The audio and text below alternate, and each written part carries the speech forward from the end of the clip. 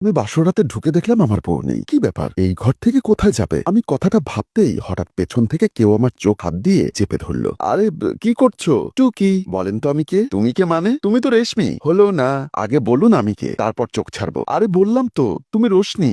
বললাম তো হলো না। আচ্ছা, ঝামেলায় পড়েছি। বাসর রাতে কেউ এসব করে আমার জানা নেই। আমি এই শীতে 30 বছরে পা দিব, কিন্তু মায়ের কথা একটা পিচ্চি মেয়েকে বিয়ে করতে বাধ্য হয়েছি। মেয়েটা আবারও হেসে বলল, এত সোজা কথাটা বলতে পারছেন না? আমি কে হই আপনার? কি আশ্চর্য, বাসরাতে একটা পিচ্চি মেয়ে নিয়ে জ্বালায় আছি। আমার শরীরে উত্তেজনের ঢেউ বয়ে যাচ্ছে। আমার বয়স অনুযায়ী এটা তো স্বাভাবিক। কোনোদিনও কোনো মেয়ের ছোঁয়া পাইনি এতদিনে। আর এদিকে আমার পিচ্চি বউ আমার সাথে বাচ্চামি করেই যাচ্ছে। আমি একটা ধমক দিয়ে বললাম, এই চুপ, বন্ধ করো তোমার এসব। আমি কি বাসরাতে তোমার সাথে এসব করতে এসেছি? তাহলে কি রান্নাবাটি খেলবেন? কথাটা বলে মেয়েটা হাসতে লাগলো খিলখিল করে। আমি মেয়েটা ছাড়িয়ে বললাম, না, কুতকুত খেলবো বলে মেয়েটাকে বিছানায় ফেলে দিলাম। তারপর আমিও মাথার পাগড়ি খুলে ঝাঁপিয়ে পড়লাম। সকালবেলা নাস্তার টেবিল থেকে মা ডাকছে, উঠেছিস ঘুম থেকে নাকি এখনো ঘুম ভাঙেনি? সবাই খেয়ে চলে গেছে, তাড়াতাড়ি আয়। মায়ের ডাকে আমার ঘুম ভাঙলো। বিছানা এলোমেলো, দরজাটাও খোলা। ভাবলাম গোসল করে নাস্তা করি, অনেক ক্ষুধা পেয়েছে। বিছানা থেকে নেমে গেলাম। আমার টাওয়েল নিয়ে ওয়াশরুমের সামনে আসতে দেখি দরজা বন্ধ। বুঝলাম ভেতরে কেউ আছে। আমি চলে যেতে চাইলে ভেতর থেকে শব্দ শুনলাম, বাবা গো কি ব্যথা, এখনো জ্বলছে। আমি বুঝলাম এটা আমার কাল রাতের অ্যাকশনের রিয়াকশন। দরজা নক করে বললাম, কি হলো? ভেতর থেকে মেয়েটা বলল, কাল রাতে আমাকে এভাবে অত্যাচার করেছেন, আমি আপনাকে পুলিশে দিব। আমি একটা হাসি দিয়ে বললাম, পিচ্চি বয়সে বিয়ে করার ফল এবার বোঝো। আমি তো তোমাকে বিয়ে করতে বলিনি, তাই বলে আপনি আমাকে এভাবে অত্যাচার করবেন? আমি একটু কাচুমাচু করে বললাম, তোমার কি বেশি ব্যথা হচ্ছে? আমি কি ওষুধ এনে দিব? মেয়েটার কোনো সারা শব্দ পাচ্ছি না। ভেতরে কি হচ্ছে কিছুই বুঝতে পারলাম না। তাড়াতাড়ি গেলাম ভাবির কাছে। ভাবি রান্নাঘরে কাজ করছিল। আমি গিয়ে বললাম, ভাবি একটু ইমার্জেন্সি কথা আছে। কি ব্যাপার, ঘুম ভেঙেছে তাহলে? কেমন গেল বাসর? ভাবি এসব কথা পরে বলবো, আগে আমাকে বিপদ থেকে বাঁচাও। ভাবির কপালে চিন্তার ভাঁজ পড়ল। হাতের কাজ রেখে আমাকে জিজ্ঞাসা করলেন, কি হয়েছে বলো তো? আমি আশেপাশে তাকাচ্ছি দেখে ভাবি আমাকে টেনে নিচের ঘরে নিয়ে গেল। এবার বলো তো কি হয়েছে? তোমাকে দেখে এমন লাগছে কেন? আসলে ভাবি কাল রাতে ওসব করতে গিয়ে এখন কি করেছো মেয়েটাকে? বেঁচে আছে তো নাকি? আমি বিরক্ত হয়ে বললাম, ভাবি এখন মস্করা করার সময় না। মেয়েটা ওয়াশরুমে ঢুকে বসে আছে, ওর নাকি খুব ব্যথা হচ্ছে। ভাবি একটু কাশি দিয়ে বললেন, ওর যেহেতু বয়স কম, তোমার একটু সাবধানে করা উচিত ছিল।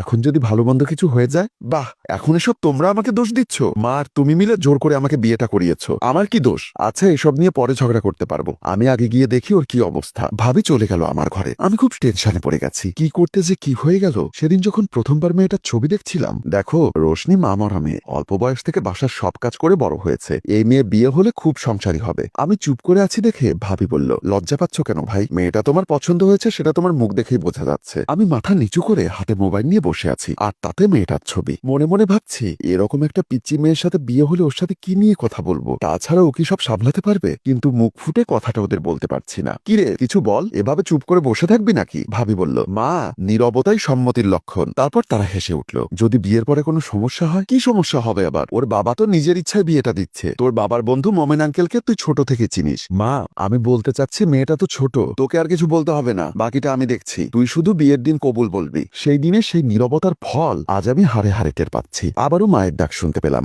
আপাতত আমার কাছে কিছুই করার নেই, তাই আমি বাধ্য হয়ে নাস্তা করতে গেলাম। আমি নাস্তার টেবিলে একা বসে নাস্তা করছি। ভাবি এসে বলল, তুমি যে কি করেছো মেয়েটাকে? আমি আরেকটু ভয় পেয়ে গেলাম। কি হয়েছে ভাবি? কি করেছি আমি? আবার জিজ্ঞেস করা হচ্ছে কি করেছো? তাড়াতাড়ি মেয়েটাকে নিয়ে ডাক্তারের কাছে যাও, তোমার মাকে আমি সামলাচ্ছি। ভাবি যেতে চাইলে আমি হাত ধরে বললাম, ভাবি অবস্থা কি বেশি সিরিয়াস? Very serious. ভাবির কথাটা শুনে আমি নাস্তা ফেলেই দৌড় দিলাম। ভাবির বলে দেওয়া ডাক্তারের চেম্বারে বসে আছে আমি আর রোশনি। ওর ব্যথা এখন অনেকটা কম, কিন্তু মুখটা মলিন হয়ে আছে। ডাক্তার ইয়ামিন রিপোর্টে চোখ বুলিয়ে বলল, এত ছোট বয়সে মেয়েটিকে বিয়ে করতে আপনার বিবেক আটকালো না? আর বিয়ে করেই পুরুষত্ব প্রমাণ করতে ঝাঁপিয়ে পড়েছেন, তাই না? এতটা নিষ্ঠুর না হলেই হচ্ছিল না? আমি চুপ করে আছি, কিছুই বলছি না। আর তোমাকে বলছি, তুমি কেন এই বয়সে বিয়ে করেছো? তোমাকে কি কেউ জোর করে বিয়ে করেছে? রোশনি মাথা নেড়ে না বোঝালো। আমি একটু সাহস নিয়ে বললাম, ভুল হয়ে গেছে, এবার সমাধানটা বলুন। সমাধান জানতে চাচ্ছেন? তাহলে শুনুন, ওর শরীর এখনো ইন্টিমেট হবার জন্য রেডি নয়। আপনাকে আরো অন্তত 3-4 বছর অপেক্ষা করতে হবে। কথাটা শুনে আমার পায়ের তলা থেকে যেন মাটি সরে গেল। বিয়ে করে যদি বউ ছাড়া থাকতে হয়, তাহলে বিয়ে করে লাভ কি হলো? তার থেকে আমি একাই ভালো ছিলাম, শুধু শুধু মাথায় অপবাদ নিলাম। বিকালবেলা বন্ধু মুন্নাকে সব কথা শেয়ার করলাম। ও সব শুনে বলল, তোর আসলে এই মেয়েটিকে বিয়ে করা উচিত হয়নি। আন্টি সেকেলে মানুষ,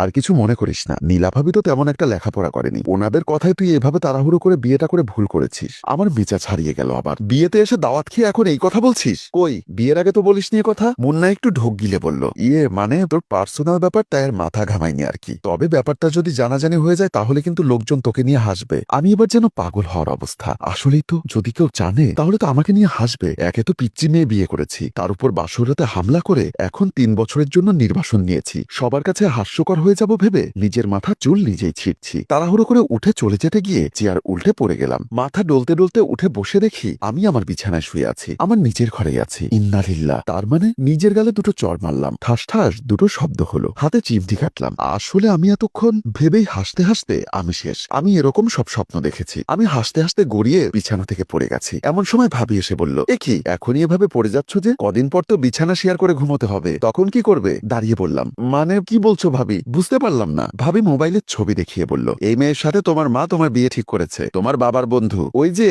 মমিন আঙ্কেলের মেয়ে, বয়স একটু